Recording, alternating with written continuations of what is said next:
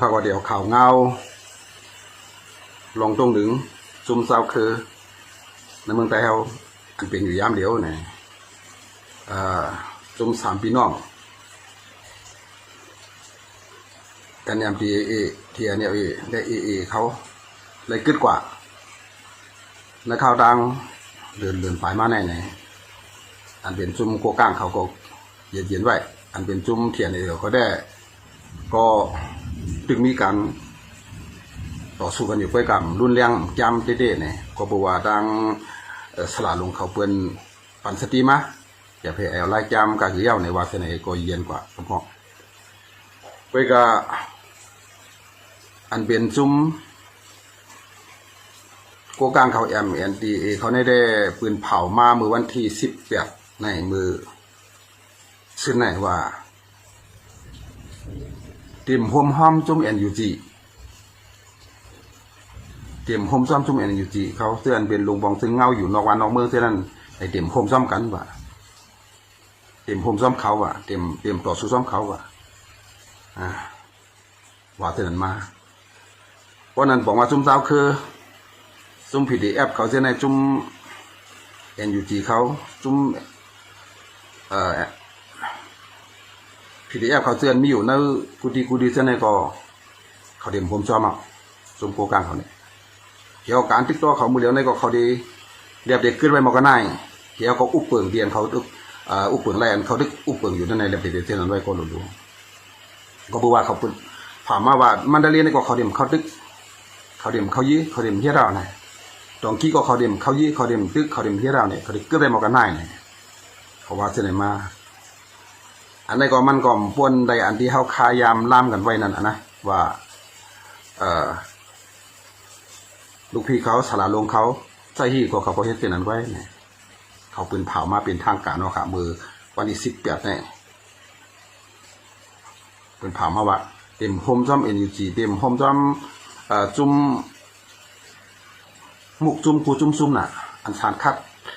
ไม่น้องหลานเคยอันต่อสู้ที่ได้เขาเดี๋ยวผมไม่หอมมือซ้อมเขาเนี่ยว่าตาจุ่มที่นั่นNTOที่นั่นจุ่มองค์กวนไหลเจอหลายมีอันต่อสู้ที่นั่นเขาเดี๋ยวผมป้าว่าเสด็จมาพอเป็นสิ่งนั้นก็เขาบอกดีขึ้นกายก็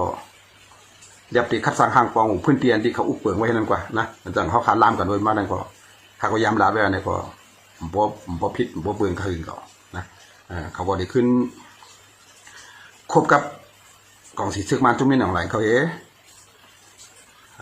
ก็พื้นเตียนเขาปกป้องอะไรนั่นก็เขาบ่ได้ปกป้องกว่าในเขาตีเฮ็ดจอมเป้าหมายเขายังอ่านเขาเลยมีไว้ในนั้นครับนะจุ่มโกกลางเขาในกันนะอันเขาเลยมีไว้ซื่อในเขาตีต่อสู้เป้าหมายอันเขาดีปกป้องตัวเก่าได้อุปเปิงตัวเก่าไว้ย้อนอุปเปิงตัวเก่าอันนั้นเป็นเขายังอ่านเขาเป็นปลอดสีเขาว่านั้นเขายังอุปเปิงตัวเก่าเขาไอ้ลองรอนแล้วก้อนขอนั่นแต่คำว่าป้าซ่อมหนังปลอดสีลงบางซึ่งมันเขามีนั่นกูซื้อกูเมียก็ห้อมสารคัดทั้งเขาก็หันดีซ้ำเพื่อการเขาใครในแต่เป้าหมายของเขาอันเขาขยันในแต่คือเขาดีอุปเปิงตัวเก่าว่าเส้นในวันนี้นะนี่นะอันเขาปืนเผามาในออกมาเมื่อวันที่18ในเป็นลิเกเขาเนี่ยเป็นลิเกเป็นความเขเดี๋ยวก็ซุ่มไผ่ข่าวเขาไผ่ซุ่มไผ่เขามานเขาขึ้นเอามาแปลเป็นความมันเขียวคนล็อกมึงเขาก็เอาออกมาว่าเสื้อไหนจำได้เพราะว่าเขาย่อเดี๋ยวพื้นที่ปลดปล่อยอุปเปิงพื้นที่เสาเก่าอันว่านั่น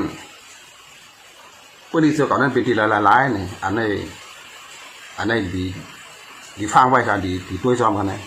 เพราะว่าเขามีเขายังอันแต่ที่อุปเปิงตัวเก่าอันว่านั้นได้เดี๋ยวก็เลยหลายเถี่ยวก็เลยหลายหลักเขียดมันอันที่เสาเก่าที่พวกของแน่เนี่ย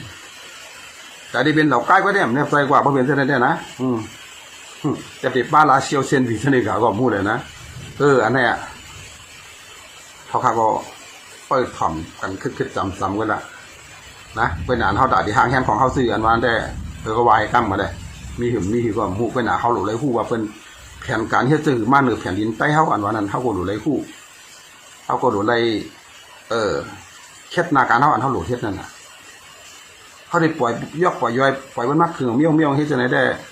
เขาสมาเขาเป็นเจ้าของพื้นที่ว่าได้เพิ่นมักคือกันจังได๋ได้เขาก็ได้ซุ่มดีๆนะเขาก็ได้ซุ่มดีๆเมื่อสามันได้เบิ่งก็ว่าปกคลองตัวเก่าอุปเปิงพื้นที่ตัวเก่ามันก็ได้ล่ามกว่าที่ก็ว่าเนี่ยไหนมันก็ได้ล่ามกว่าเพราะเมื่อน้ำมาถูกดีไทยอุปเปิงถูกดีเลยแล้วกันขอในกองที่ว่ามาหั่งในขอบเขตมันนั่นน่ะนะคนน้องก็เป็นอย่างนั่นน่ะบ่มีแผนการมาลูกว่าเฮาอยู่กันแน่ๆเฮาเฮ็ดกันแน่ๆเฮาได้รับได้มอกกันได้ให้บ่กึ่งการให้บ่สั่งถูกแน่ผมก็ว่าเสร็จแล้วใช่พอข้าวยาวถึงมาอันน่ะเขาคุมได้เต็มตีมาเนี่ยเป็นน้องแทงเมียงมันใจเฮาในก็ติดสุกดีๆก็นะติดสุกกับเพื่อนที่ให้เราสุกอ่ะ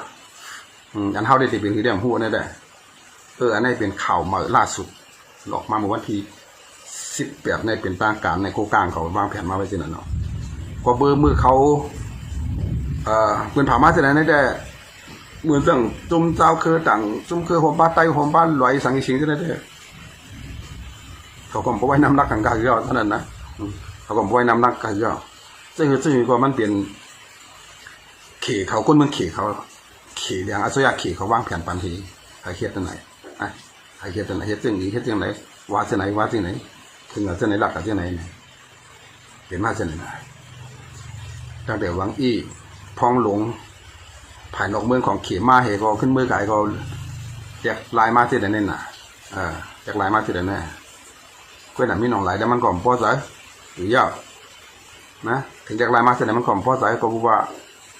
เขตปันเอ็นแห้งจุ่มสาวคือจะในเหตุก็มาตึกเขามังเขาไล่กับเป็นที่แนมเพราะไทยก็อยู่ๆก็ตึกเอาหมักเอาเครื่องบินมาปล่อยตีเงี้ยตีเหนียวในเมืองไทยเขาในถ้ามันสุดอยู่ที่นั้นในพวนเตียนอุปเปิงไว้เหมือนเรื่องดีนาเชียวในกู้กลางเขาอุปเปิงในก็อย่าไปให้เขาเลยอุปเปิงดีๆในก็ตึกเอาหมักมาปล่อยเหมือนสีพวกจะในมาปล่อยน้องเขียวจะในมาปล่อยเมื่อวงพวนมาในก็แค่เดิมเท่านั้นนะก็เพราะเช่นนั้นมันก็ได้สุกซากอะไรทีเดียวในเมืองไทยเขาเนี่ยได้สุกซากอะไรทีเดียวเป็นหนักผู้กลางเขาได้เขาก็ไล่เอาหน่ะจริงพื้นที่ที่เขาไล่เขาอุปเปิงกับเขาเอาไล่ดีๆก็ยังไงเอาไล่ดีๆก็เช่นนั้นถึงว่าเขาได้ย้อนอุปเปิงตัวเก่ามอกกันนั่นไล่หึมไล่ในมือเร็วเขาก็ไล่แววแหละเขาว่าอุปเปิงแววแหละเขาว่าอุปเปิงไว้คนนั้นเขาก็ได้คืนกาก็ไงมีแผนการกาแทงมันก็ให้มันเอาเครื่องวินัยได้กลับปล่อยไว้ให้ในติ๊กก็มันก็เปลี่ยนไรนะมันก็มีเปลี่ยนไรมันก็มีวันเย่ามันมีวันเฉียงมันมีวันกึดมันกวยหนักกว่านั้นอยู่แล้วพื้นที่อันอุปเถิงเมื่อพื้นที่ได้เป็นก็แค่กะคืนกับวันเย่าวันเดือนปีเนี่ยแต่คืนกับที่ไหนก็มันก็ได้เป็นเพื่อนกว่าที่ในเมืองใต้ไหนในเมืองใต้ปอดของเขาเนี่ยนะพอเมืองใต้ปอดของ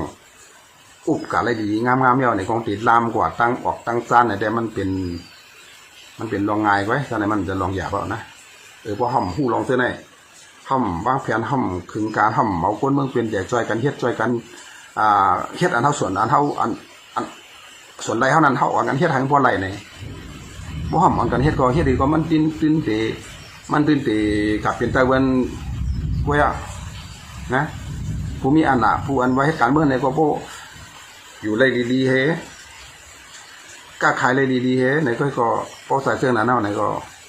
กว่านั้นต่อได้ลูกต่อสู้น้องเหตุการณ์เมืองไทยเอาอันวันนั้นก็มันตีมีหือมีหือตีเป็นกาเสื้อหือไหนก็ลามไหลใครเปลี่ยนกว่าสิ่งในของเปลี่ยนได้ตามเปลี่ยนได้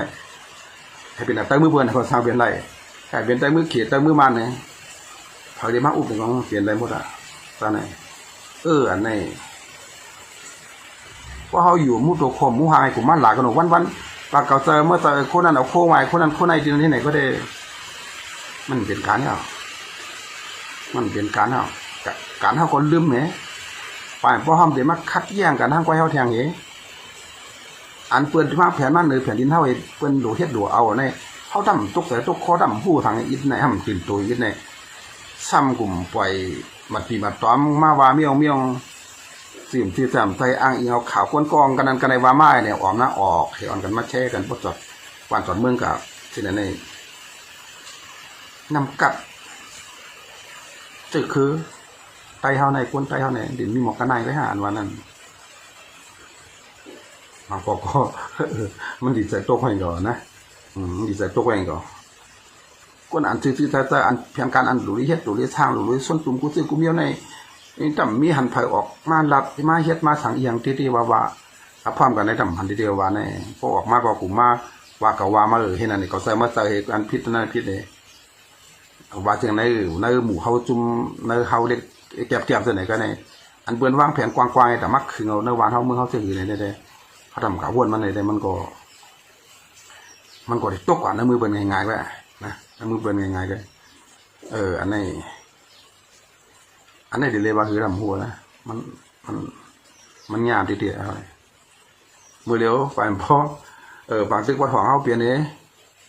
มันก็เพศสภาวะน้ำท่วม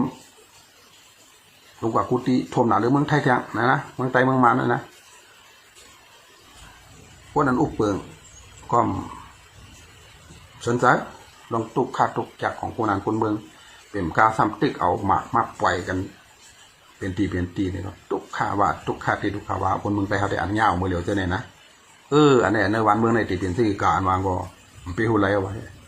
เป็นกับคุณซื้อกุเมียวอ่ะตีกว่าตั้งตกตั้งออกตั้งออกตั้งซ่านกาตีมือตีเด็กกะข้ากะกายกะหาพิยานอนในกองหยาบหนาวมือเหลียวเนี่ยนะตีเลยผ่านก้นลายหมูลายจุ้มซิบลายหมูลายจุ้มจัดถามตีเลยเสียงเงินตีเลยเสียงข้าวยามคุณซื้อกุเมียวเนี่ยก็มันโยบย่อมหมายซื้อกุเมียวเนี่ยมันถึงคันตกแจ่มที่ว้าวค่ะมือเฮามือเหลียวในน้ำแบบอยู่แบบตัวเผาตัวมันไปอันหนามันอยู่ที่เจ้ากวางเจ้าอันหนาที่นั่นแบบโม่เดียวลองตะลาเนี่ยมันมีเวลามือเหลียวเนี่ยมันมีแบบมันหรือว่าคือภูมิทางหูเขาพวกเสื้อคือเขาแล้วหักลองผิงเปี้ยงเขาหักลองตาดีเชื่อไทยกวนเขาอย่าไปในเตือนงานลองตุกข้าลองขานเจออันที่เป็นต้นร่องลายเหมาตีกินขึ้นนี่ก็มีผ่านออกมาต่อสู้ออกมาลาดออกมาใส่กันไอ้พ่อมเฮียนะมันผู้ต่างอยู่เบี้ยวนะพอไปเขากับเลยห่างเหียน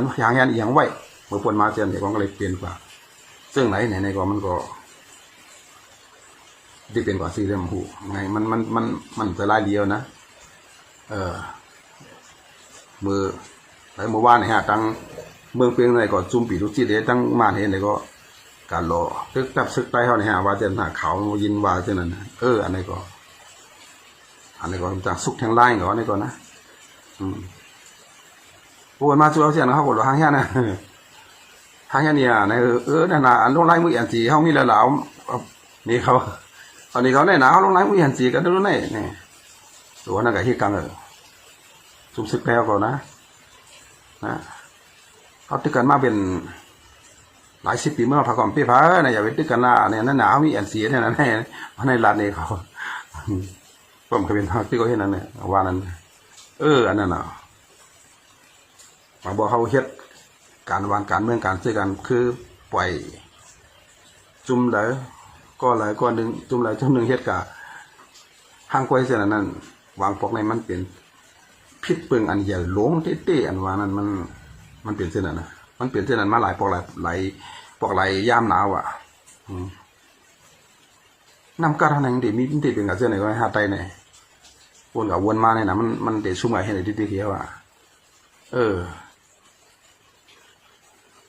เปิดได้ว่าแผ่นเหนือเขาเมียวในนั้นแล้ววันในเมืองเขาเหนือแผ่นดินเขาเหนือก้นคือเขาในเปิ้นมากอื่นก็มันง่ายกูเมียวมาเดี๋ยวในเขาในอ่อนแอกูเสื้อกูเมียวนะลองไตนะมันอ่อนเลยสิกูสูเมียวนะเปิ้นตั้งไปมากอื่นเขาก่อนเนี่ยเขาบอกใครเย็นเหม็นเปิ้นหนาวนะวันกับซ้อนลิกเปิ้นมันพอหมอลิกเปิ้นเมียวไหนขึ้นอย่ามันแก่มันหากินง่ายอ่ะเนี่ยมันเปลี่ยนตั้งหูเนี่ยมันเปลี่ยนตั้งหูอันนั้นหูลิกเปิ้นนั่นนะว่าเดี๋ยวเสือคือว่าได้เอาลองตื้อสาดวัดที่ลงวันลองเมืองวัดที่ได้อันนั้นหูหมองก็มันหูหมองช่วยก็เจอก้วยกะแทงอันมันก็ซ้ำอมอื่นกันป้านั่นน่ะในเกงนั่นก็นะพอหูลิกเปิ้นหูความเปิ้นถ่อมความเปิ้นเดี๋ยวก็เอาพิงเบิ้นมันวงเปลี่ยนกว่าเฮ็ดนั่นปานลูกปานลานเปลี่ยนกว่าเฮ็ดที่จะเคยเจ้าเก่าก็มันก็หายกับซ้ำเส้นในก็เห็นนะมันก็มียาพันก็เปลี่ยนกับเส้นก็เห็นก็นะเพราะวนว่าเอาเฮานะเฮือนตายยี่เฮาอยู่รอดเฮาหากินง่ายเขาหมอเส้นไหนก็พอมันก็เป็นเส้นนั้นก็น่ะตัดเส้นหลักคือได้มันเปลี่ยนกันคือเอานะก็แปลว่าเขากับหมอตั้งหูซะนั้นก็มันอมเงินเท่ากันได้ตัวเขาน่ะนะอมเงินเท่ากันได้ตัวเขามันนั่นน่ะมันก็เป็นเส้นนั้นลองว่า ปกติก็มันหมดตื่นโยใต้แนมดีว่าคือเนี่ยว่านะเดี๋ยวเลยอุปนว่าคือก็มูเนี่ยนะปกติก็หมดตื่นหมอหูตัวกันโยเปิดเฮ็ดกับช่องเราไล่เพื่อนที่นั่นก็โย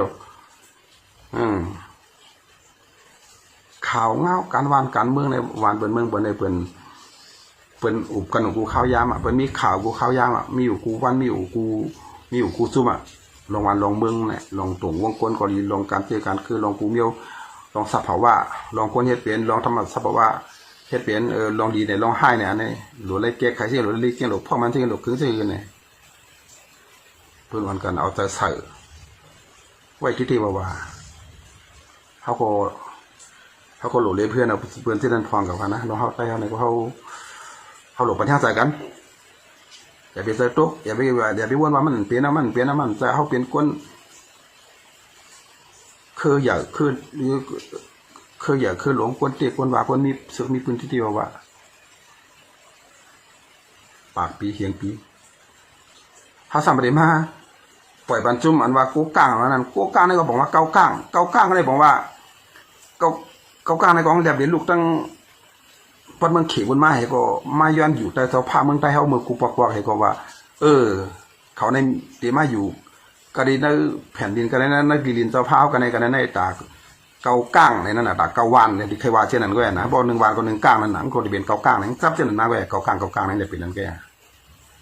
เกาก้างนั่นน่ะเกาก้างนั่นก็ยินมาคือหนาวนะกูบอกก็กล้าขายเช่นนั้นน่ะก็ยินข่าวกันน่ะมีกองมีกลางก็กล้าขายภายใต้มักมีเขาเย็นในนั้นน่ะก็ในเขาเปลี่ยนเมืองใต้ที่เรียกว่าเป็นใต้ที่ได้เขาเดี๋ยวทำปล่อยให้ไอ้เกากลางเนี่ยเกาวานเนี่ยมาอุบเปิงในเมืองใต้เขาย้อนอุบเปิงตัวเก่าอันว่านั้นอุบเปิงตัวเก่าอันวางตีกันหลายๆอย่างพูดนะเด็ดบ้าลามาถึงลาเซียวเซียนวีในลงกว่าหมูเจในลงการทำข้ามในลงกว่าแทงอินในอย่าถามว่ามันเล็กๆล่ะมันได้เยอะหรือว่าแทงว่าก็เยอะโอกาสก็เยอะเพราะว่าเข็มปัญหาตั้งหลังในมันเยอะอะไรมันเปี้ยอะไรมันเฮ็ดอะไรเมื่อเลี้ยวในเขียนในปัญหาโกกลางนะโกกลางว่ามันมีพื้นที่มันเนี่ยนะมีพื้นที่มันก็ดีเหล่าใกล้เนี่ยนะที่ว่ากันในเป็นที่เฮาในเฮาย้อนอุปเปิงกันแน่ในบ่เหล่าใกล้กว่าเหล่าใกล้เพื่อก่อนเลยมันเดี๋ยวมันกล้าเหล่าใกล้นั่นหนังเดี๋ยวเป็นกว่าเที่ยงเนี่ยดิลามเขามาดีๆเอาเนี่ยที่มาขิมอาณามานในเรือนนางดินเมืองใต้เห็นไหมอันเป็นว่าในก็ซ้ำเป็นเขียอยู่ทั้งหลังเรานั่นก็ซ้ำเป็นอยู่ทั้งเมียงนั่นก็นะซ้ำเป็นอยู่ทั้งเมียงซ้ำเด็กคือหางก้อยเขามันก็เขาในมือสาระเขาเป็นก็เดียวกันเขาก็พิษกันเขาก็พิษกันก็เขาได้เลยจ้อมหลังสลามันก็น่ะก็ปวดนะในแผ่นดินใต้ในปวดดังหอมกูกังมีอาณาอุเปิงว่าผายดังซันว่าอามีนาผายอุเปิงหรือแผ่นดินใต้เขาก็อยู่ในช่องเกี่ยวต้องกลางกับที่นั่นเองหมกหากินหาย่ำกว่าที่นั่นก็เป็นตาเสื้อตาเครือสั่งพ่อมโฮมกันตื่นตัวในข้าวย่ำมือเหลียวเนี่ยเป็นเส้นนั้นไว้ป้องเปลี่ยนเส้นนั้นมาได้ก็มันสานี่กันนะก็บวกการเมืองในเป็นของคนกูกอลูกเป็นคนของคนทางเมืองมาซุ่มทางเมืองซุ่มก็ซุ่มเยอะนั่นน่ะตาหือของบนอ่อนกันนี่เฮ็ดขิงข้าวย่ำมือเหลียวในขามดิบขามตายกันในคนเจ้าคือต่างเสื้อต่างคือต่างอันข้าวว่ามันก็จะในมันก็ในเฮาในทำไปตื่นตัวเฮาไปคู่สั่งให้อิดเนี่ยมันที่กลุ่มมาว่าเขาเจออันไล่อันเขียวให้นั้นที่กลุ่มมาว่าเสียในมันที่เลยว่าคือว่าหลายมีอะไรมันต้องคือมันเตือนเขานะมันเตือนเขาตัวตาหูเขาในนำกระเท่าในตาหักเสือหักเกลือในสว่างเอาที่ซบเวอันที่เหลือออกเพชรออกไล่อยู่เมื่อเปื่อนนี้ลาดในก็มันใส่ปันตั้งลองดีให้อิดลองแตกแยกติ๊กอันออกมาลาดที่นั่นก็กล่าวลองเปิ้นมาลาดลองเปิ้นสื่อละเทียนอีเขายันเอเขาสร้างมากันได้ว่าอันว่านั่นน่ะที่นั่นออกมาลาดที่นั่นที่นั่นเพราะสกอเป็นใต้อนาการตัวเฮ็ดนั้นอย่างสกอมเฮ็ดล่ะอันมีอยู่หน้าตาเข้าในห้องเฮ็ดล่ะอันเฮาลูกคือที่นั่นเฮาลูกพ่อมาในห้องเฮ็ดล่ะเฮาซ้ำก็เอาเรื่องพนมมาว่าให้ใต้เฮาตกเสยให้ใต้เฮาเตียกันซ้ำในกลุ่มนี้ผ่านว่าในสุ่มเฮ็ดกลางบรรดาสุ่มอุเปิงบรรดาสุ่มทิ้งบรรดาอันในสุ่มยามือสุ่มเฮ็ดนั้นเฮ็ดไหนเนี่ยอันในกลุ่มวันนั้นไง มันไล่แหล่กลุ่มนี้กันเฮ็ดอันที่พอเอาตื้อเอาจานมาได้เขาหลุดออกกันโฮมกันเฮ็ดอันที่มันนั่นน่ะหลุดเฮ็ดตีๆนั่นน่ะกล้วยน้ำดอกมะลาดจังได๋ก็มันหลุดทั้งดีมันหลุดทั้งแตกมันหลุดทั้งไต้ไกวก็มันฮู้นำเป็นผักมะลาดมันฮู้น่ะนะได้ความแรงเป็นความไต้นั่นน่ะนะเปิ้นได้เคยมายาว่านั้นก็เป็นมือที่3มาในก็เป็นไรกุ้ยก็เคยบอกถึงกวนลาดมันน่ะเป็นความไต้นั่นน่ะ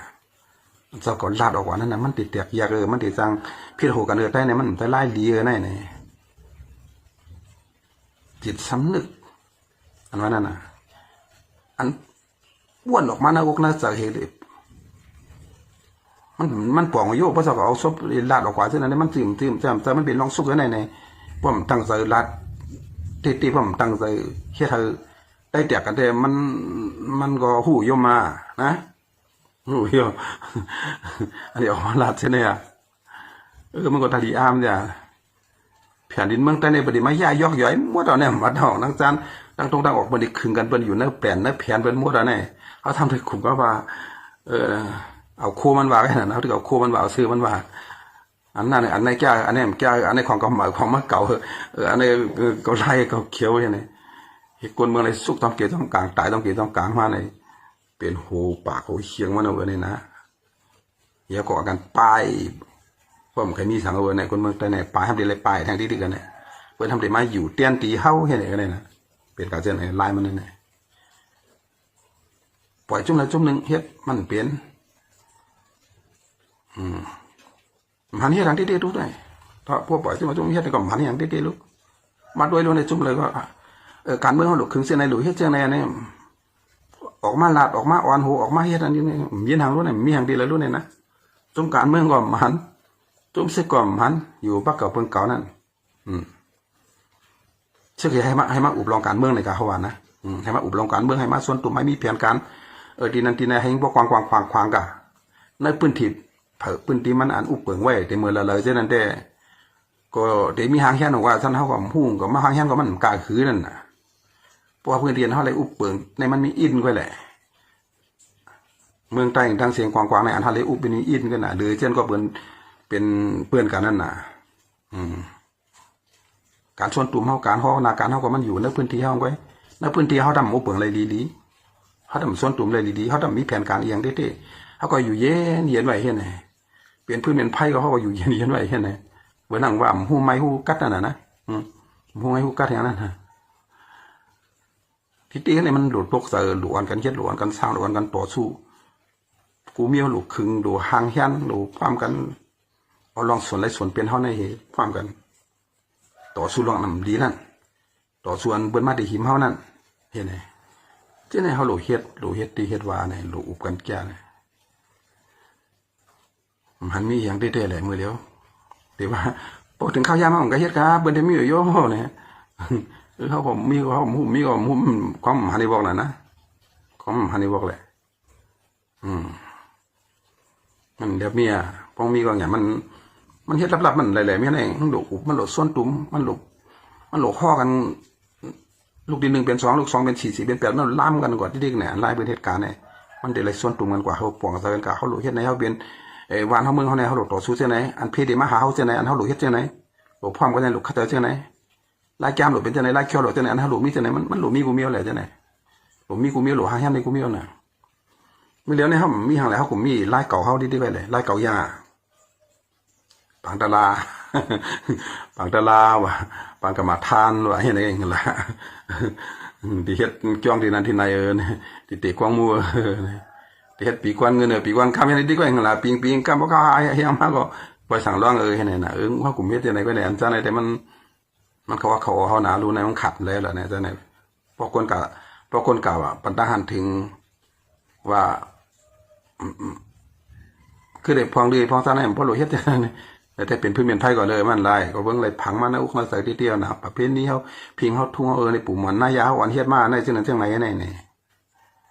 เดี๋ยวว่าจังนั้นก็เบิ่งเฮาเป็นตั้งอยู่หมู่นั้นนั่นบ่เป็นตั้งอยู่จังได๋มันไล่เลยเฮ็ดเจ้าเก่าขึ้นว่วนว่าอ้อหน้าการอันก็รู้เฮ็ดจะได้เงินตัวอันก็มีอยู่ที่ไหนลูกก็เฮ็ดจังไดลูกก็เฮ็ดปันลูกหลานเฮาอันตาดิเกิดขึ้นมาแท้งไหน หลวงหางเฮี้ยมเลยเป็นเขาเสียงไหนเสียงไหนให้เขาอย่าไปเลยตุกข้ามเหมือนเฮาให้เปิ้นอย่าเลยมาเป้กินเขาเหมือนหนังเปิ้นเป้กินเฮาในให้เขาเลยลาดความไตเปลี่ยนไตอยู่เปลี่ยนไตเอาแล้วก้อนขอปันเขาให้เขาคิดสืบแทงตุตีเป็นเขากว่าแทงในบ่มบ้วนมาซื้อมันอะไรจะไหนมันก็เปลี่ยนนั่นนะอันเฮาลาดในของเป็นมันเป็นไผ่เป็นเมตตาอีกนึงไว้มันเป็นเมตตาไว้การเมืองอันเปิ้นเฮ็ดต่อสู้เสียในก็คือเสียในก็มังเสียในก็ผิดถูกในพอเฮ็ดเตในก็เป็นการเมตตาไว้เมตตาบางให้คนบ้านคนเมืองอะไรอยู่ดีกินดีนั่นน่ะคนนั้นตุกฆ่าตุกเนียดเช่นก็เขาบอกยกสันขึ้นมาคนนั้นมีเนี่ยก็ให้รายการปลดไว้ถึงกวนต่างๆมันแต่ได้มีมได้เลยหือนะเนี่ยได้เลยกล้าขายตัวนอกวันนอกเมืองก่อนเขาเด็กกล้าขายนอกวันนอกเมืองเลยเขาได้เลยเฮ็ดจอมเปลืองของนอกวันนอกเมืองก่อนเนี่ยให้เปลี่ยนไล่ลดเลี้ยวให้เป็นอิสระเนี่ยให้มันเสรีเนี่ยลองการลองขายในกำพันให้มันเสรีให้มันกล้าขายอุบกันง่ายลองพิษลองอ่ำตลาดในวันในเมืองเขาก็คุณเมื่อเขาอย่าไปให้เฮ็ดในนั้นนะเพราะผมเฮ็ดในเปิ้นก็หันเดียวเขาก็หลบซื้อเปิ้นมาก็ง่ายเขาหลบขายเปิ้นก็ง่ายเนี่ยป้ายมาร์กมีเขาก็ในวันในเมืองเขาก็ติดหลีขึ้นมาที่เฮ็ดข้าวเขียดที่เฮ็ดไว้ที่เฮ็ดถั่วลินที่อย่างนั้นมันแต่ที่ขายกับเมืองนองแล้วอันเปิ้นหลูมันนำนะเขาก็ได้เลยขายกะคนเมืองก็ได้เลยเงินเข้ามาเลยมันเป็นกว่าสิ่งในทั้งหมดเลยการเมืองอะไรเป็นที่นั่นอันเปิ้นต่อสู้กันล้อมดีอยู่ใช่ไหมตลาดใช่ไหมมันต่อสู้ที่นั่นก็เปิดตาดีให้มันเปลี่ยนกันลงเส้นในนะอันเป็นลูกต่อสู้มานั่งซุ่มNUGเขาใช่นั่นเปิ้นต่อสู้ที่นั่นเปิ้นหาลองกัดเย็นลองเพ่งเป้งเปิ้นลือเป็ดเจ้าอันน่ะอันว่านั้นน่ะเป็นคือเส้นนั้นน่ะเส้นไหนเขาพวกเขาก็หลูพูดถึงมอกันหน้าเนี่ยพวกเขาพูดถึงมอกันหน้านี่เขาพูดถึงกว้างไกลนี่เขาก็ขึ้นเยอะได้แต่เขาในหลุดเดเลยป้วนกว่าลองอันเขาพิษแผลมอกันเอาเนี่ยเขาเดเลยป้วนก่อนเขาเดเลยค้ามจันในก่อนเพราะเอาค้ามจันในกับให้เลยเอาเตื้อจัดเป็นใหญ่เอาแผ่นดินเป็นใหญ่อันที่เขาอยู่เป็นใหญ่หลุดเลยพร้อมกันไหนได้เล็กๆอ่อนๆอีดๆอันสุดเลยอันนี้มาเถียงกันมอกันใช่ไหมไม่ได้หายหมดก็เบอร์สังก็เบอร์เขาหลุดเลยพร้อมกันในให้เปลี่ยนกันลองเราเลี้ยวก่อนขอนั่นน่ะลองเสรีภาพนั่นน่ะลองส่วนอะไรของกูนะให้บ่มีส่วนอะไรกูก็เพ่งเพ่งกันนั่นน่ะให้บ่กล้าขายได้ง่ายๆนั่นน่ะแต่หลุมฟ้าเนี่ยต่างหูกองกะหาได้ง่ายๆนั่นน่ะนั่นน่ะจังได๋บ่ห่อมปองใส่บ่ห่อมเข้ากะหาอุบกันเฮหางเฮียนการเฮียนหู้ลูกหลานเฮาเกิดมาในเมืองไทย1 ปีในหลายเฮียงหลายหมื่นอย่าไปให้มันหลุดตามันลองการเรียนการสอนขึ้นมาแต่ดิสืบกันก่อนสอนกับทีไรเฮ็ดจังอื่นไงภูมิตางหูเขาครูปองสนหลวงเขาเจ้าสังขาเขาก็จันสวมสังขาไต้เขาเมื่อเดี๋ยวในมีมาเนี่ยผายคุณเจ้าก็มีมาจันสวมผายคนเนินก็มีมาจันสวมหลูให้คนในปืนตีเขาได้เขียนหูเงาขามปืนมาเนี่ยขึ้นหลุดส่งมันมาดีเป็นจันขึ้นมาให้ประมาณถึงจันจอมไต้เขาเป็นลิกไต้เป็นความไต้เขาอะไรนี่เขาขากูเจ้ากูเสียงเราเลยคัดใจไว้มึงกูบอกในจันจอมอะไรกับสอนเอาลิกอันแต่ความไต้นั่นมือเดียวเป็นความไต้ก็มีมาลูกเขาก็รู้ไปเห็นปันแห้งเส้นเนี่ยก็เบอร์ให้มีตังหูผิดถูกพอเขาขู่มาพอตังหูเขาหนามาเขาก็ติดป่องใส่ลองเสื้อคือมาติดป่องใส่ลองเสื้อซัดลองแผ่นดินกูมีมันติดป่องกะมันติดสายตามันติดกว้างกว่าเนี่ยก็มันได้เกี่ยวกับสิ่งกูมีนั่นน่ะอันนี้เขาก็ผู้มีอาณาเขาก็รีมีอาณาก็รีผู้มีตั้งหูเขาอยู่จอกอยู่เสียงอยู่กันอะไรก็รีก็หลุมมัดจอยกันหลุมเฮ็ดตีปฏิมันก็เฮ็ดหลุมข่ากันหลุมอุบกันหลุมวางแผนเปิดตาให้หมู่เฮากวนเฮาอันอยู่ในพื้นที่เนี่ยมากวนเคยแห่งก็เอาให้พอไหลรถเลี้ยวอยู่ง่ายๆล้มได้ตกใส่ได้พันป้ายนอนก็ให้บ่ได้รับดีอะไรนั่นอันนั้นโหอันกันหัวไม้หัวมือกันเนี่ยปอกเตยเส้นไหนคนแต้วกายตกอยู่เมืองแล้วมีเมืองอะไรก็ขึ้นมาจอยกันจอยตั้งหูจอยลองเงินตองจอยอียดอียาจอยแหงก็เลยเพราะเปลี่ยนอะไรหมดเลยกายอยู่เมืองนอกเมืองหน้าไกลกันนี้ก็เลยนำกี่เพราะว่าเฮ็ดเพราะว่าเขาเปลี่ยนอันเดียวกันในเรื่องเฮ็ดถูกเฮ็ดแม่เน่าเนี่ยได้นำเสอแต้วเนี่ยก็มันแห้งหนาล่างเก่านะเพราะการเขาเปลี่ยนตีได้กูบอกในการเขามันเปลี่ยนตีแล สวยเจ้าตาได้ฮักเจ้าตาเจอเคลื่อนในจัดทางยามมันเป็นชื่อเรียนจัดได้บอกเลยอยู่เขาโกกลางในมีเก่ากลางยามอย่ามาอื่นเป็นเมืองไทยจะได้อย่ามามังกุมีอะไรเบิดไว้แล้วเดี๋ยวออกมาซื้ออย่าไปลืมอย่าไปกับทางเรียกกันคำว่าไหนเปลี่ยนนะว่าเนี่ยเปิดเอาโกกลางเปลี่ยนซื้อให้กันนะแต่ว่าที่นั้นโกกลางเขาเป็นเขกันแหละขีเมื่อกี้ก็เป็นเขก็เขาเป็นเครื่องเรียนกันแหละมันก็ว่าเปลี่ยนซื้อก็เปิดเอาไล่อันเฮ็ดได้เลี้ยงเปลี่ยนเมี่ยงซื้อเปลี่ยนเมี่ยงเฮ็ดในก็มันก็เย็นกับเป็นกับหายกว่าที่นั้นก็เพราะเขาหางยันของเขาตามเมืองใต้เขาตาหลวนใต้เขามือเหลียวในกวนใต้เขาในอันเด็กกะหักคัดใจสอนเฮียนเอาดิได้ในยังอีเรือนกะหาคัดใจสอนเฮียนเอาดิขีดให้มันโย่ทำพลังกะเฮียนดิเกียกะสอนดิเกียกะสอนความเขียบว่ามาความเขียบมาดิเกียหากินง่ายพวกเจ๊กว่าอะไรก็ดีเฮียนไหนก็เองนั่นแหละอันนั้นเอาพวกอันกะเฮียนตั้งเมือง